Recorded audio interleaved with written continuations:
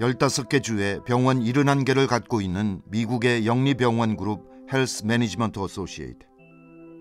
1년 매출 6조 3천억 원에 달하는 이 거대한 영리병원 그룹에서는 정상 체온의 아기를 열이 있다고 입원시키고 오른쪽 무릎에 가벼운 상처가 난 18살 소년도 어김없이 입원시켜버렸다.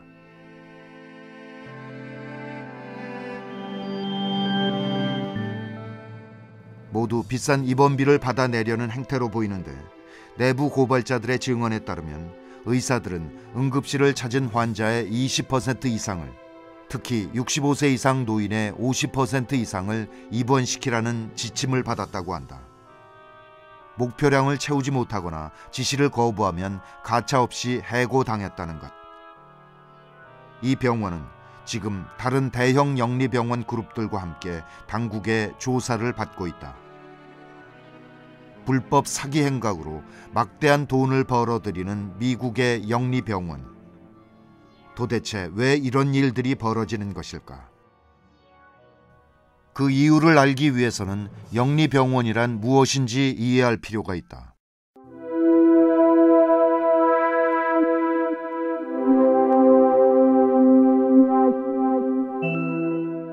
보통 병원은 국공립병원과 민간병원으로 나뉘고 민간병원은 다시 비영리병원과 영리병원으로 나뉜다. 이 중에서 영리병원은 일반 기업체와 마찬가지로 이윤을 내는 게 목표이다. 주식회사이기 때문에 외부 투자도 받고 수익이 나면 투자자가 이익금을 가져갈 수도 있다. 이 때문에 미국 대형 영리병원의 최대 주주는 대부분 월스트리트의 사모펀드들이다. 돈을 굴려 돈을 버는 게 직업이다 보니 환자의 건강은 뒷전일 수밖에 없다.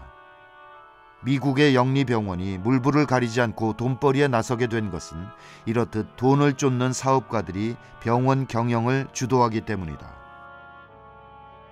미국의 의료비가 오늘날과 같이 비싸진 것은 이렇듯 수익을 최우선으로 생각하는 영리병원을 허용 발전시켰기 때문이고, 다른 한편으로는 선진국 중에서 유일하게 전국민 건강보험이 없기 때문이다. 그렇다면 우리나라는 어떠한가? 우리나라는 전 국민이 의무적으로 가입하는 국민건강보험이 있고 병원은 법에 따라 비영리로 운영되도록 규정돼 왔다.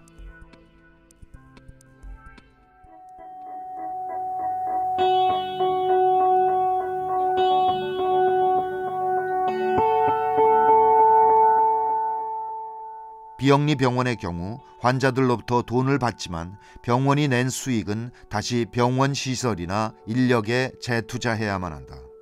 그러니까 돈을 쫓는 사업가가 투자하고 수익을 가져가거나 병원 경영에 개입할 수는 없다. 이는 병원이 지나치게 상업성을 추구하는 것을 막기 위한 최소한의 장치이다. 그렇기 때문에 삼성이 삼성의료원을 만들었을 때에도 삼성생명 공익재단이라는 비영리 재단을 만들어서 기부 형식으로 병원을 지을 수밖에 없었고 막대한 병원 수익도 밖으로 빼가지는 못했다. 하지만 병원으로 장사를 하고 싶었던 재벌들은 그동안 끈질기게 영리병원 허용을 요구해왔다.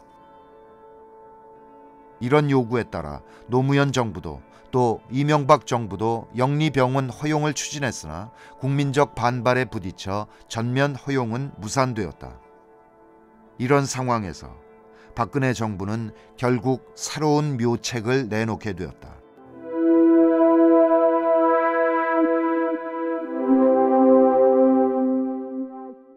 정부는 지난 12월 4차 투자 활성화 대책을 발표, 조만간 병원의 영리자회사 설립을 허용할 것이라고 밝혔다.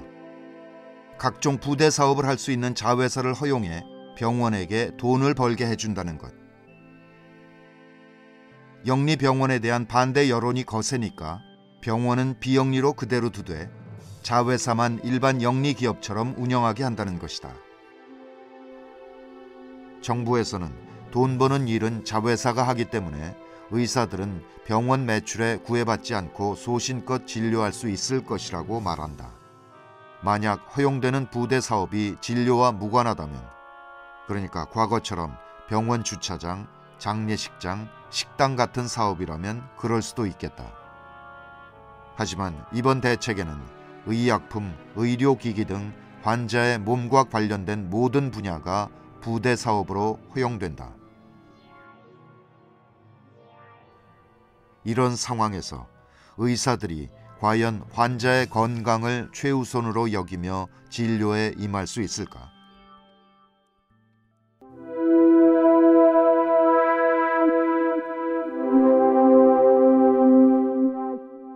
영리 자회사가 허용되면 그동안 병원에 눈독을 들이던 투자자들은 드디어 자회사를 만들어 투자도 하고 수익도 가져갈 수 있게 된다.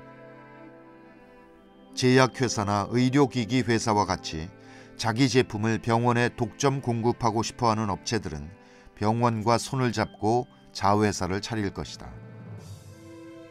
그리고 자회사의 수익을 높이기 위해 병원은 의사들에게 자회사 제품과 서비스를 판매하라고 시킬 것이다.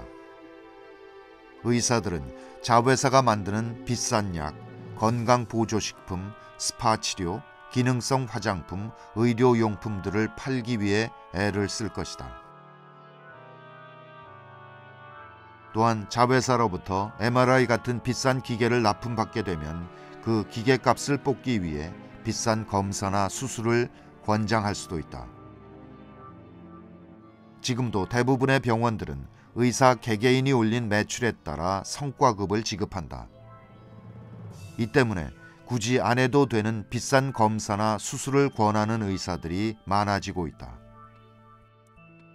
40~50만 원에 달하는 비싼 MRI 검사, 가급적 피해야 하는 관절 수술, 응급 상황에서만 실시해야 하는 척추 수술, 그리고 최근 문제가 됐던 갑상선 암 수술까지.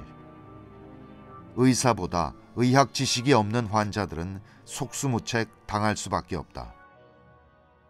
비싼 치료비도 억울하지만 각종 후유증과 의료사고의 위험도 심각한 문제이다. 애초 받지 않아도 되었을 무릎 수술 때문에 영구 장애 판정을 받게 된 27살 청년. 갑상선 암 수술을 받아 평생 호르몬제를 먹으며 성대마비나 불면증, 탈모 같은 부작용에 시달려야 하는 환자들. 한 네트워크 치과의 내부 문건에서는 스케일링 중 치아를 건드려 일부러 이를 시리게 하라는 내용이 발견되기도 했다. 이렇듯 돈 때문에 벌어지는 한국 병원의 과잉 진료는 이미 도를 넘어섰고 정부의 관리 감독도 제 역할을 해내지 못하고 있다. 이런 상황에서 병원을 사실상 지배할 수 있는 외부 자본이 자회사를 통해 들어오고 부대 사업까지 허용되면 영리화의 폐해는 걷잡을 수 없을 정도로 심각해질 것이다. 정부는 영리병원은 허용할 의사가 없다고 주장하지만 자회사라는 중간 단계를 하나 넣었을 뿐이지 근본 작동 구조는 미국의 영리병원과 크게 다를 바가 없다.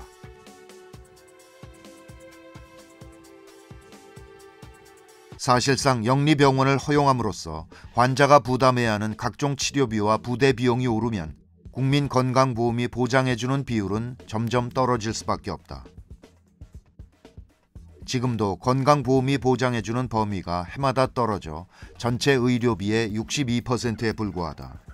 앞으로 보장률이 더 떨어진다면 건강보험에 대한 불만은 더욱 높아질 것이고 급기야 건강보험 의무 가입을 폐지하자는 목소리가 더 커질 수 있다. 이렇게 되면 민간 보험사들만 쾌재를 부르게 된다. 민간 보험을 찾는 사람들은 점점 많아지고 아쉬울 게 없는 보험사들은 차츰차츰 혜택을 줄이면서 보험료는 인상시킬 것이다. 가난하고 병든 사람들은 이제 보험 가입조차 점점 힘들어질 것이다. 보험에 들 수 없어 병원 근처에도 가지 못하는 미국인들의 처지. 그게 결코 남의 일이 아닐 수도 있다는 얘기다.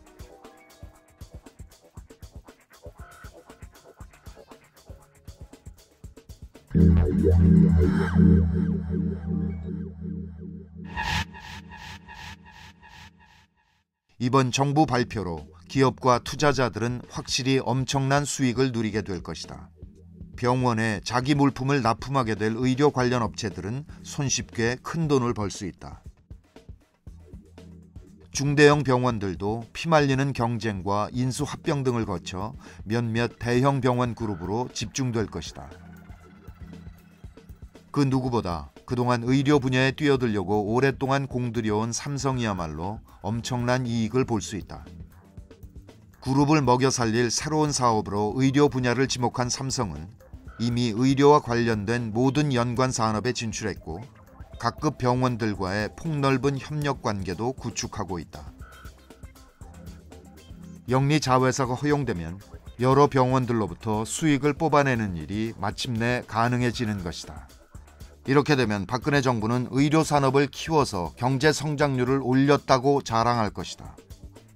하지만 병원과 재벌이 벌어들일 엄청난 돈은 다른 데서 나오는 것이 아니다. 바로 우리 국민의 호주머니에서 나오는 돈이다. 환자들에게 더 많은 돈을 쓰게 해서 대형 병원과 재벌들만 살찌우는 게 국민이 바라는 성장일 수는 결코 없다. 민영화를 만병통치약으로 여긴 철의 여인 마가렛 대처 영국 수상도 영국인들이 자랑스러워하는 전국민 무상의료 서비스 NHS를 민영화시키지는 못했다. 국민의 건강과 생명이 걸린 분야이니만큼 함부로 민간 기업의 먹잇감으로 내줄 수는 없었던 것이다. 하지만 박근혜 정부는 국회 동의도 거치지 않고 의료 영리화를 밀어붙이고 있다.